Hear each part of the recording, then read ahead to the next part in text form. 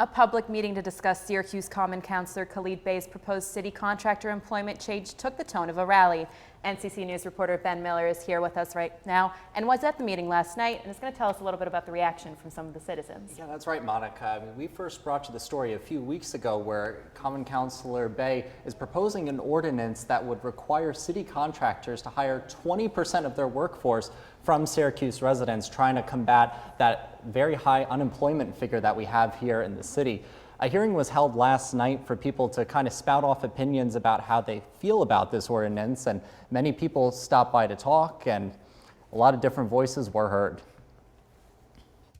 Say yes or no if you've seen any minorities on the job. No! Louder! No! They haven't heard it. Some used sharp words to support change. We keep voting the same people in, and we have to stop doing this crazy stuff. I am tired of it myself. Others shared stories of personal struggle. My job was finding a job. That was a hard job. All I wanted is a chance for my son to live a comfortable life.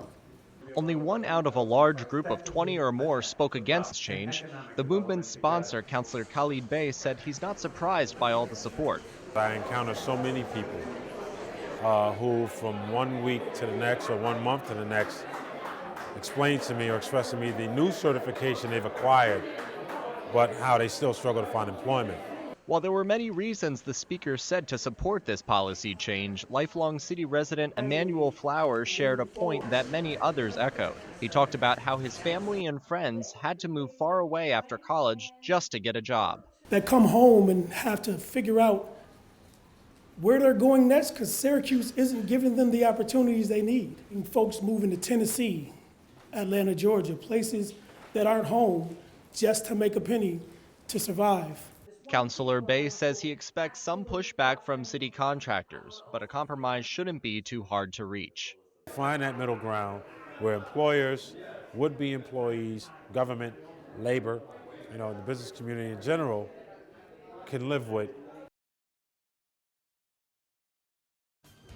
And Councilor Bey said that the ordinance should be ready for a vote by early next year. Obviously, they have to talk to city lawyers and other people to make sure that it's all kosher and ready to go on the books.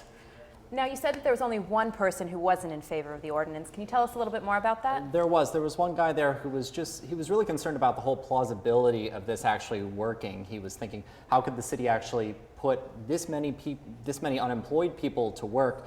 But he was citing some very out-of-date census numbers, so he was kind of discredited by some of the councilors there at the meeting. There really is so much that goes into this. Does the city and their staff really think that this could make a difference in the unemployment rate? I talked to Councilor Bey after the meeting. He said that he thinks he definitely has the votes to get this passed, and obviously at the meeting last night you just saw an overwhelming amount of people really interested in getting more jobs, especially in the more impoverished neighborhoods, especially the south side of Syracuse.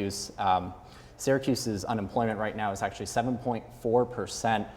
They think they could get it down 3%, which would obviously be huge. I mean, that's just a little less than half of the unemployment rate of the city by changing this ordinance. All right, thank you, Ben.